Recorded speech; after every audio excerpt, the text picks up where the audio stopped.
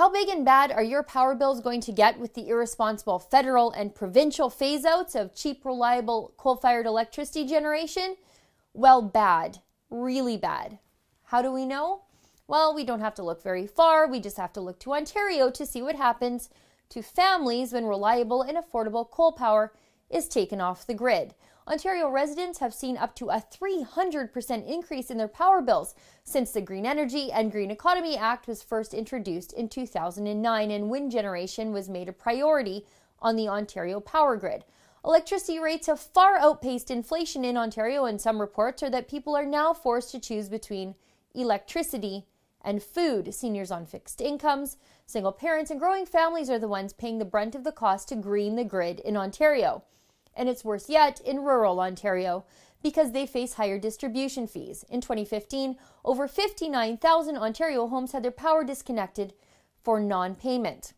And so, the NDP in Alberta and Trudeau's Liberals saw these numbers, this extraordinary human cost, and thought that's an acceptable price to pay to make no impact on global greenhouse gas emissions whatsoever. And they've proceeded to expand the mistakes of Ontario across the entire country.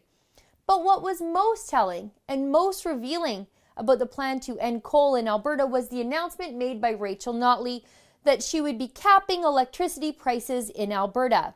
What's most revealing is not the idea that Notley thinks Alberta will need price caps because of skyrocketing electricity.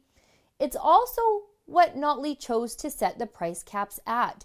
The price cap is set at double today's rate. The capped rate will be set at 6.8 cents per kilowatt hour for 4 years, roughly twice what we pay today. That means Rachel Notley knows her plan will not at all bring online cheap power. It actually means she knows the opposite will be true, and she's trying to make plans for it.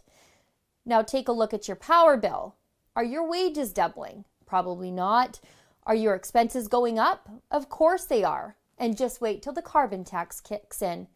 Can you afford to pay double for power than what you're paying right now so that Rachel Notley can impress some bureaucrats in Ottawa and unelected officials at the UN? Rachel Notley seems to think so. For the Rebel.media, I'm Sheila Gunreid. To fight back against the Liberals' plans to double and triple your power bill, go to stopthecarbontax.com and sign our petition.